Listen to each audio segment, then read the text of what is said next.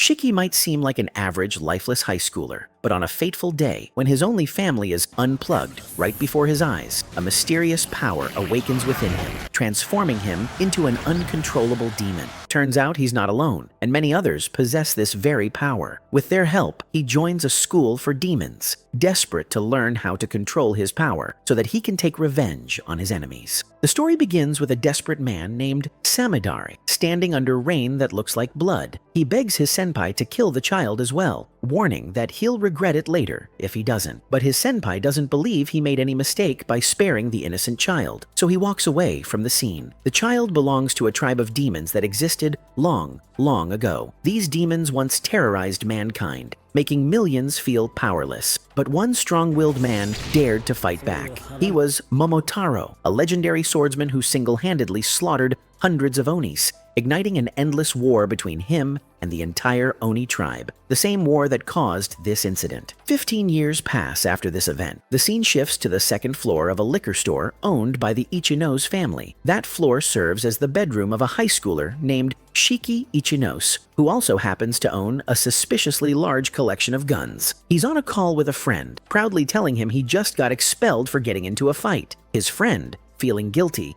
blames himself since the fight happened because Shiki stepped in to save him. But Shiki tells him not to worry, saying it's nobody's fault, then hangs up. Shiki's father, Chiyoshi, storms in, furious after hearing the news, and smacks his useless son hard on the head. Shiki doesn't care in the slightest and tells his dad not to break a sweat over something so trivial. But to Chiyoshi, it's far from trivial. He tries to teach Shiki a lesson, but how can he when the kid has the reflexes of 1,000 monkeys? Chiyoshi calms down and asks why Shiki has turned his bedroom into a GTA gun store. Shiki tells him to shut up in reply and changes the topic, asking if it's true that the liquor store is going out of business, as he's heard Chiyoshi's customers are vanishing day by day. Chiyoshi's awkward silence confirms it, and trying to save his face, he mocks Shiki, calling him an expelled punk who's no better. Shiki is hurt this time, so he gets serious and tells his dad that no matter what happened, he'll become successful one day and never turn out to be a total loser like him. He doesn't stop there and twists the knife even deeper,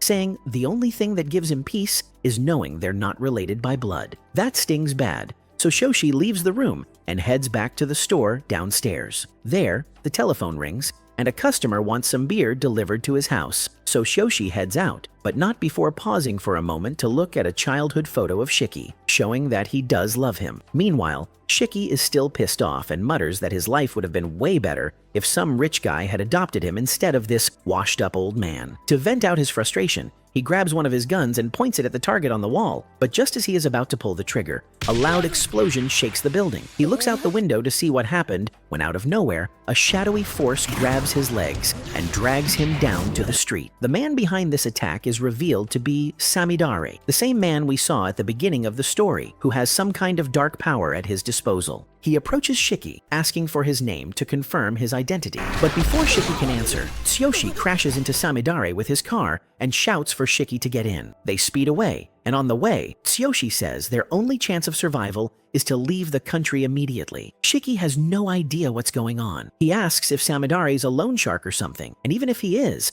crashing into him seems a bit excessive. He's worried his dad is going to get arrested for attempted murder, or worse, actual murder. Tsuyoshi tells him to shut up for once, saying Samidare isn't dead, and Shiki asks how the hell he can be so sure. They have no time, but Tsuyoshi knows that if he doesn't explain what's going on, his idiot son won't shut up. So he starts explaining, dropping a heavy bomb casually that Shiki is a descendant of the demon Oni tribe, and Samidare is a descendant of Momotaro, which makes them born rivals. Shiki doesn't believe it, but there's no time for further explanation. Samidare catches up, pierces their car with his sword, and engulfs it with black mist. Losing vision, they have no other choice but to escape the vehicle, and just as they do so, the car explodes. At that moment, the black mist grabs Shiki and drags him to a nearby warehouse. There, Samidare reveals himself to Shiki and tells him not to take it because it is just his job to exterminate Oni-born pests like him. Chiyoshi comes in, explaining to Shiki the current situation he's in. He reminds Shiki of the legend of the 1,000-year war between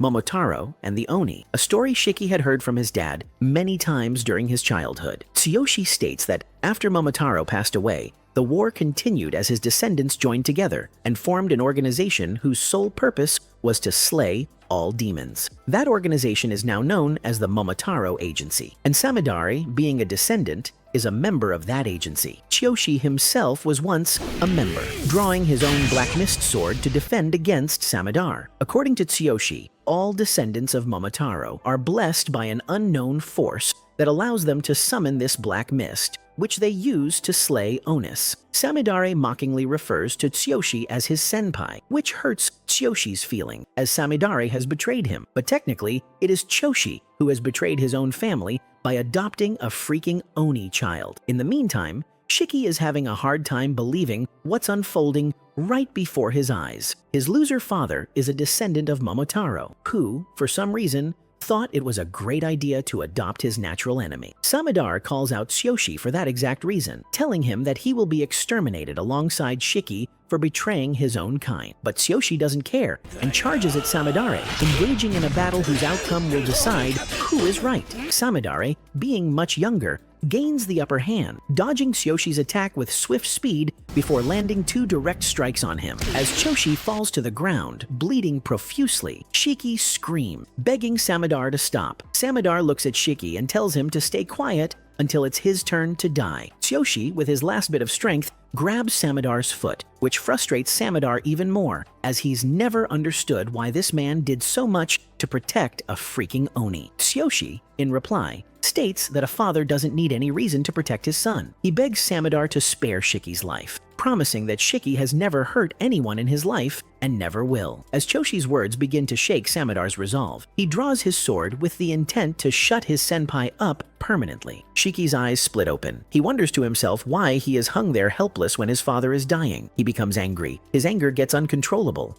and his eyes start getting red and closing. He feels he must do something, and he must do it right now. He suddenly starts feeling his body change suspiciously. He gets uncontrollable, and his body drips blood. The entire black rope that is used to tie him gets bloody and breaks out. Samidare notices that something is moving behind him, and by the time he turns to the back to see, he sees that Shiki has broken free. He looks around for the boy and finds him on the roof, covered in blood. Shiki jumps to fight him, and he dodges. He is used to fighting Onus, so seeing Shiki isn't shocking to him. He sees that Shiki has finally awoken as an Oni, and Onus fight by manipulating blood. However, that isn't the most fearful thing about Onus, and that isn't the reason they kill Onus. The reason they kill Onus is because they have uncontrollable emotions, and they are a loss to humanity. He sets out to fight Shiki, who has lost control of himself. When he tries to make the first attempt at Shiki, Shiki dodges him. Shiki's body manipulates several weapons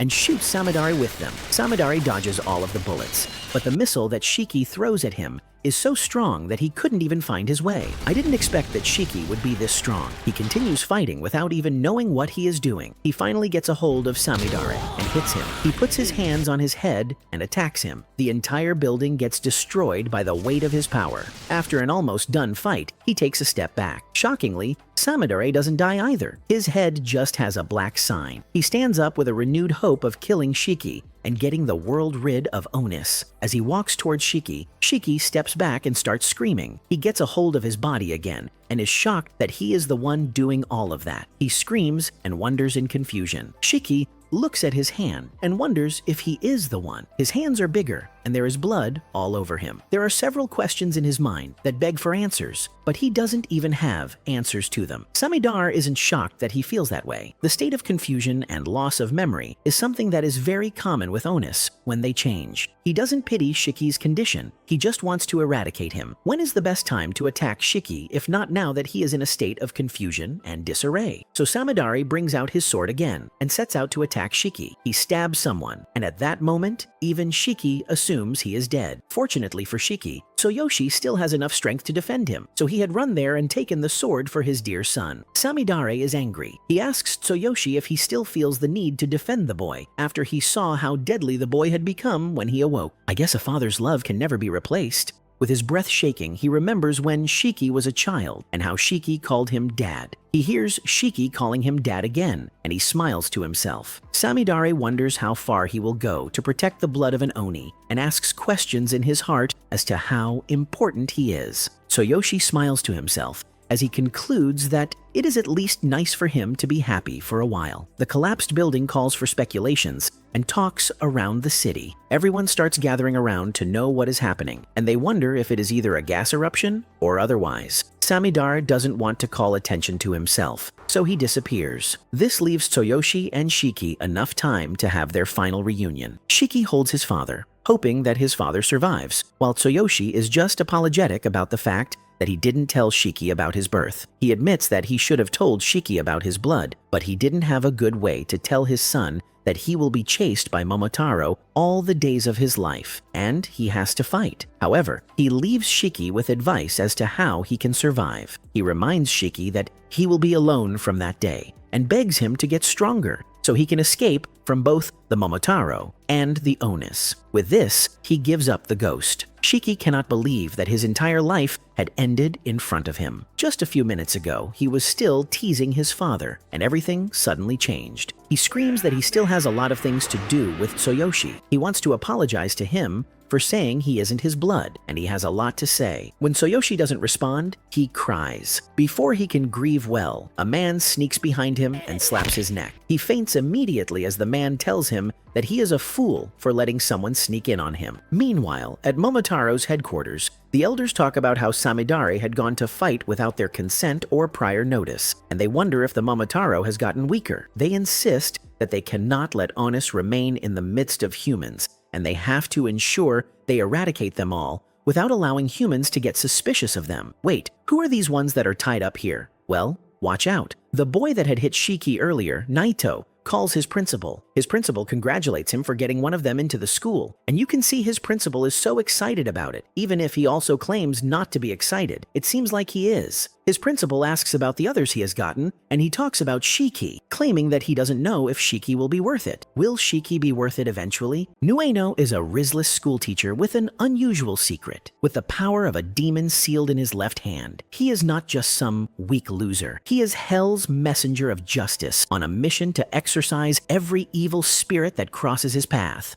It all begins when several students across a small town in Japan get hurt in accidents caused by evil spirits. A man named Nueno investigates the entire town and finds out that it has turned into a special spiritual magnetic field after the yin and yang energies mysteriously broke down. That's why people have been seeing spirits at night. Nueno suspects that if things are allowed to continue, the town will enter the Twilight Zone, a calamitous dimension close to the spiritual world. The principal of the town's school learns about the severity of the situation from Nueno and requests him to join the school as a teacher. Since Nueno has psychic powers, the principal believes he will be able to take good care of the children and protect them from evil spirits. Soon after, Nueno joins, and it's almost time for his first class. In front of the 5th grade's classroom, a boy named Katsuya is seen chatting with his friends on his smartphone. Katsuya's friend Makoto tries to warn him, telling him to hide his phone before anyone sees it. Otherwise, the teacher is going to get mad. Miki, who's also using her phone,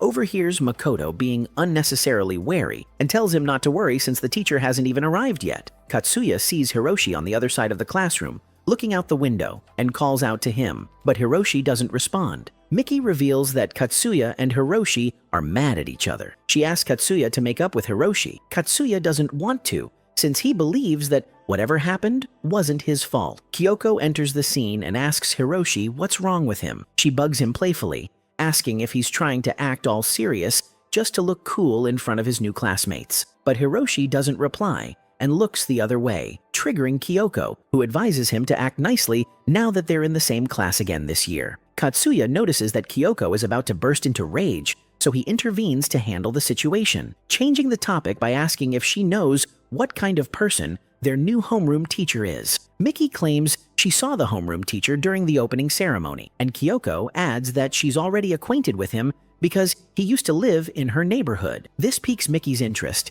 and she now wants to know if this good-looking guy is also a nice person. Kyoko says their homeroom teacher is indeed a nice person, and also claims that he has a mysterious superpower. She's obviously referring to Nueno, but nobody in class believes her, and they call her a liar. She tries to defend her claim and almost reveals that Nueno can exorcise spirits, which catches Hiroshi's attention. Regardless, it doesn't matter whether anyone believes her or not, because shortly after, something unusual begins to happen. The lights in the hallway turn off as Nueno walks through the area, chanting the weirdest mantra. He then enters the classroom with his psychic powers still activated, and it seems he was exercising the area to protect the school from spirits. However, things take a comedic turn when Nueno's phone playlist changes, revealing that he wasn't chanting a mantra at all, but was playing a song. The glowing spirit balls surrounding him are also fake, making him look like a total loser. Regardless, Nueno starts the class and introduces himself to the students. Mickey raises her hand and asks if he really has a special power. Nueno isn't one to hide his powers, so he takes all the students to the stairway, where some portraits are hanging on the wall, to show them how much of a true psychic he is. Apparently, Nueno has heard reports of one particular picture being able to move its eyes at night, and he suspects there's a spirit haunting the portrait. Making preparations, Nueno begins the goofiest exorcism I've ever seen, throwing handfuls of salt at the portraits. Mickey figures this dude has no power at all, and Kyoko also begins to doubt herself. A female teacher named Ritsuko arrives, wondering why there's such a large gathering. She finds Nueno spraying salt everywhere. Upon seeing Ritsuko, Nueno changes his target, claiming that she has a lot of spirits haunting her. This scares Ritsuko, and she slaps Nueno, calling him terrible for pulling such a prank on her. At this point, none of the students take him seriously and start making fun of him. Meanwhile, Hiroshi picks up an exorcism book that had fallen out of Nueno's hand when Ritsuko slapped him, triggering a traumatic memory where Hiroshi was taken captive by an exorcist, which ended with a man, probably his father, getting hurt. Hiroshi yells at Nueno, scolding him for making fun of them with these exorcism pranks just because he thinks they're kids who don't know any better. Kyoko tries to defend Nueno, but Nueno speaks for himself, telling Hiroshi that it's fine if he doesn't believe him. Not knowing what's going on in Hiroshi's mind, Nueno tries to pat him on the head, a gesture that mirrors the traumatic experience Hiroshi had with the exorcist. Hiroshi reacts furiously and goes for a punch. Nueno blocks it easily and starts worrying about the kid, realizing that something else is troubling him. Later in the afternoon, the male students are getting ready for soccer practice, and meanwhile, Nueno meets with the principal near the haunted portrait. The principal notices something is bothering Nueno, and Nueno explains that he's having a hard time building trust with the students. He knows it will take time and wants to prioritize that before focusing on the exorcism. In any case, the principal once again asks Nueno to do all he can to protect the students, and Nueno vows to do everything in his power to do so. Back at the soccer field, Hiroshi finds the other students acting weirdly toward him, possibly a hallucination, and in a defensive reaction, he punches one of them in the face. Later, Hiroshi visits the hospital where his dad, seen earlier in the flashback, is being treated. Hiroshi apologizes to his father for his head injury, implying that he caused it, but his father tells him not to worry and changes the topic, asking about his soccer practice. Hiroshi lies and says it went well. His father hugs him, giving him strength to endure this difficult time. After the visit, Hiroshi walks home. On the other side of the road, Kyoko and Mickey spot him. Kyoko is about to call out, but Mickey suggests she doesn't, believing that Hiroshi is in a bad mood after being kicked off the soccer team for punching another student. But that just makes Kyoko want to console Hiroshi even more. But as she approaches him, she sees a glimpse of two demon eyes beside Hiroshi's head staring at her. This scares her to the core, and she goes to tell Nueno about the incident. Nueno assures Kyoko that he'll handle it, and soon after, he sneaks up behind Hiroshi in the restroom. He begins the exorcism ritual and starts by asking Hiroshi if he's been fuming with rage these past couple of days. Promising to listen to all of Hiroshi's worries, Nueno brings forward a crystal ball. Hiroshi, who's already tired of this BS, throws the crystal ball out of Nueno's hand, hitting the poor guy in the head. But Hiroshi shows no remorse, strictly telling Nueno to never come near him again. Later in the classroom, Nueno's task for the day as the teacher is to teach all of the students how to use their tablets. He picks Hiroshi as the volunteer, but just as Hiroshi glares at him, he steps back. To divert his attention, Hiroshi starts scrolling through his tablet when he begins to hallucinate again, and this time, he catches a glimpse of his own eye turning into dozens of demon eyes. Kyoko playfully asks Hiroshi if he doesn't know how to use a tab, and BRO completely lashes out, shoving Kyoko away. She hits her head against the wall and starts bleeding. Hiroshi becomes scared, revealing that this is the second time he's done this, implying the first time he hurt someone in the head was his father. Both Nueno and Hiroshi rush to the hospital where Kyoko gets treated, and thankfully, nothing serious happened. After a few stitches, she's back on her feet and meets with Hiroshi, holding no grudges against him. Hiroshi still apologizes to her when Nueno intervenes, apologizing to Hiroshi and taking all the blame for what happened. Nueno understands the gravity of the situation and takes Hiroshi somewhere else with him. In the background, we see that Dr. Tamamo, the one treating Hiroshi's father, is secretly watching them from the hospital. Nueno brings Hiroshi to a local park where they find a lady struggling to calm her crying newborn baby. Nueno helps her, and using his psychic powers, he exorcises the baby and pulls a spirit worm out of him, bringing the baby relief. He then returns to Hiroshi and shows him the spirit worm, known as the tantrum worm. By the way, Kyoko also sees this, as she has been spying on the two from a distance. So anyway, if the worm possesses someone, they become cranky, and if the spirit is left untouched for too long, it can turn into a monster, locally known as the 99-legged bug yokai. Nueno believes that this same type of yokai has possessed Hiroshi, which is why he's been acting so aggressively. The yokai inside Hiroshi feels so threatened that it tries to take full control of his body. After absorbing the spirit worm, Hiroshi is manipulated by the yokai, who then punches Nueno, literally sending him crashing into a distant tree. Hiroshi runs away, still traumatized by the last time he was exorcised. He hides under a bridge and unleashes all his rage. Kyoko, the obvious idiot, follows him there all by herself and finds him under complete control of the yokai. Hiroshi, annoyed by Kyoko's presence, uses the yokai's powers and literally turns into Kaneki from Tokyo Ghoul. He doesn't let her escape and begins choking the life out of her using the yokai's powers. That's when suddenly a large sheet of paper surrounds him and starts exorcising the yokai that has possessed him. As Kyoko is released, Nueno reveals that this is his true psychic power, and he uses it to restrict the yokai from regaining control. First, he calms Hiroshi by hugging him, then calls out to the demon sealed in his left hand to use its strength to exterminate the yokai. Promising Hiroshi that he won't get hurt, Nueno punches him using his demon hand, causing the yokai to be literally yeeted out of his body. As the yokai reveals its true, nasty, bug-looking form, Nueno goes to apprehend it. The yokai tries once again to enter Hiroshi, but Nueno, thinking quickly, shoves Hiroshi out of the way and gets eaten himself, but that only helps him shred the monster from the inside, cutting it into pieces in an instant with his demon hand. As the monster's corpse withers away, the day is saved, and Nueno checks on both of his students. Hiroshi apologizes to Nueno for causing trouble, but Nueno considers it his duty as their teacher. He pats Hiroshi on the head, calling him one of his most precious students, and unintentionally scares him, since he's still using his transformed demon hand. Dr. Tamamo from earlier dashes toward them at incredible speed and attacks Nueno with his weapon out of nowhere. While Nueno is left unconscious by the attack, Tamamo takes the opportunity and starts choking Hiroshi by the neck, fully intending to kill him. He holds Hiroshi, excited for what the night will bring. He strangles him and happily tells him that it looks like it will be a good night. Hiroshi remains shocked. He had assumed that Tamano was just a doctor and doesn't understand why a doctor would be against him. Kyoko struggles to stand up again to save her friend. She tells Tamano to release her friend, but he turns to look at her and wonders who she is. He immediately assumes that she is Hiroshi's friend and states that they may be friends, but he has a deal with Hiroshi and doesn't want any intervention. Nueno also struggles to stand up from where he was kicked to. Before he can gather himself back, Kyoko flies toward him. Not just a normal fall, but a systematic one because of how forcefully Tamano kicked her away. Fortunately for her, Nueno sees her flying from afar and sets himself to catch her. She falls on his body, and he holds her. She explains to him that a strange man is attacking Hiroshi and that Hiroshi is in danger. Nueno knows about the strange occurrences, so he immediately sets out for the place. Before they arrive, Tamano, who doesn't want anyone to interrupt his good night, teleports both himself and Hiroshi to another place. By the time they get there, they meet an empty area. Nueno figures out that Tamano has teleported. He uses his globe to check around and detects where Tamano's otherworldly aura is hiding. He reveals the demon that is captured in his hand and tells Kyoko not to worry. He explains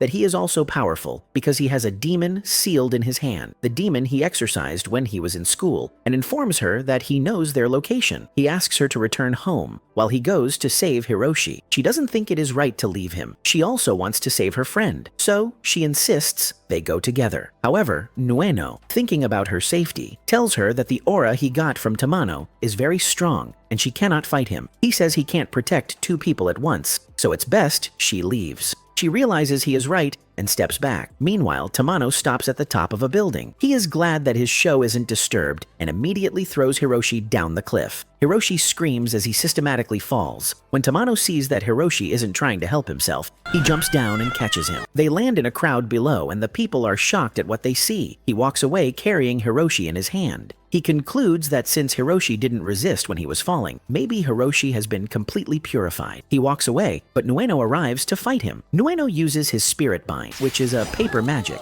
on Tamano, but Tamano burns it off. He invokes an illusion jutsu, and Nueno starts seeing several versions of him, not knowing which one to fight. Tamano disappears. Later, the crowd sees Hiroshi on the ground, and they are shocked, wondering if he is still alive. Nueno calls out for him. Suddenly, Nueno realizes he is seeing wrongly. The animal that attacked him earlier suddenly appears as a pet. The traffic light changes color, and he can see that there is no underground area at all. He realizes that an illusion jutsu has been used against him, and that every living thing around him looks different. He knows he must break out of the illusion if he wants to find them. He looks at his globe to figure out the issue. Tamano holds Hiroshi and walks away, saying he must finalize his perfect plan before the night ends. Hiroshi keeps screaming Nueno's name, but Tamano uses magic on him to silence him. Nueno tries to find Hiroshi using his globe, but the illusions keep affecting him. He walks and figures he could use the map to find their location, but in that dire moment, the map refuses to work. Suddenly, someone stands beside him and grabs his phone. It's Kyoko. He screams at her, asking why she is still there when he told her to go home. She insists that she is here now and can help him, so he shouldn't worry about her. She finds where he is looking for on the map and gives it to him. She asks him if he knows where they are,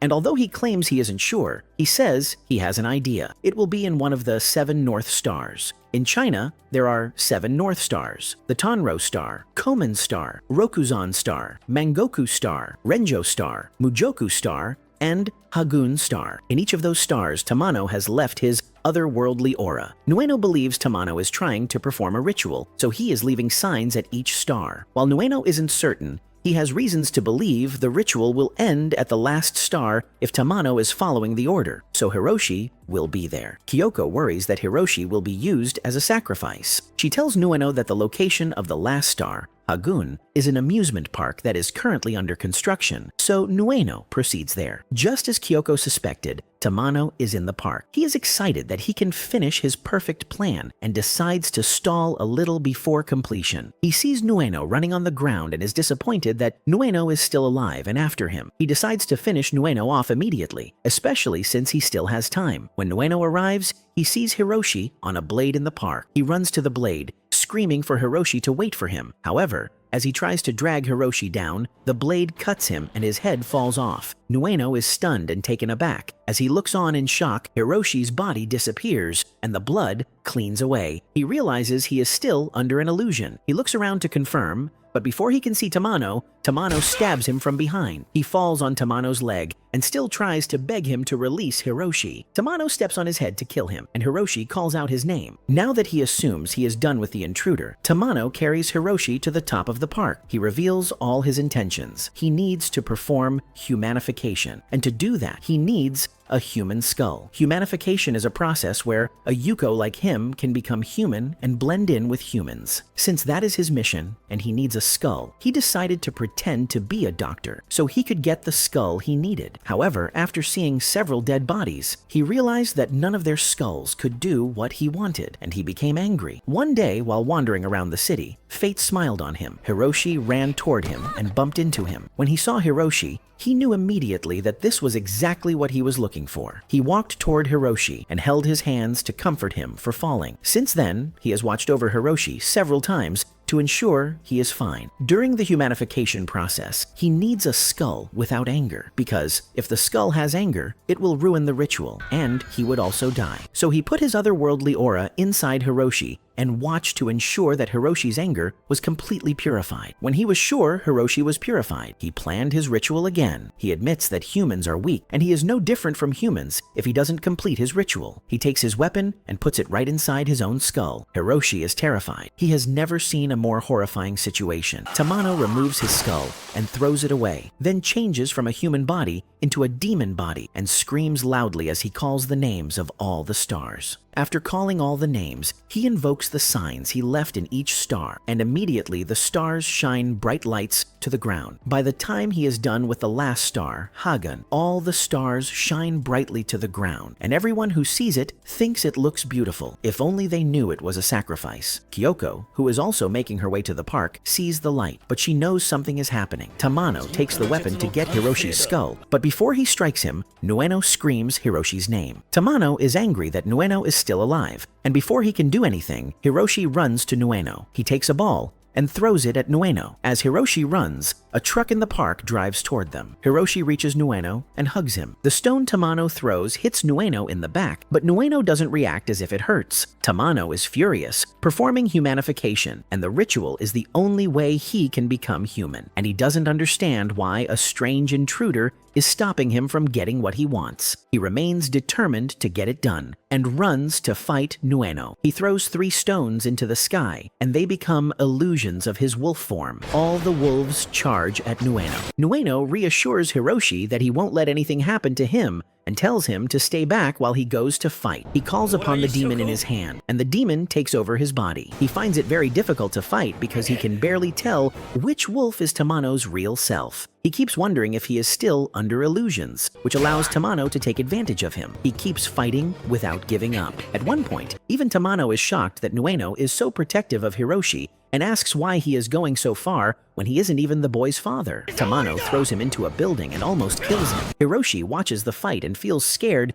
that Nueno may die because of him. He decides to take action and find a solution. He goes to a truck behind him to drive it, but finds it difficult to open the door. As he struggles with it, Kyoko comes to him. He is shocked that she is there, but she tells him she is there to help. She holds a big metal object and uses it to break the truck window so they can both drive it toward the fight. Tamano is almost done with Nueno. Morning is gradually approaching, and he needs to finish immediately and complete his ritual. He changes illusions, and all his illusions attack Nueno at once. Nueno uses all his remaining strength to fight. He screams that he won't allow anything to harm his students. Luckily, the students drive there, and the truck knocks away all the illusions, leaving just Tamano. This gives Nueno the chance to hit Tamano in the chest. Tamano weakens. He asks who Nueno is and disappears into the sky, but not without telling Nueno they will meet again. All the lights that had formed from the stars he has called together start to disappear. Children peep through their windows to look at them, and one of them even make her wishes to it, thinking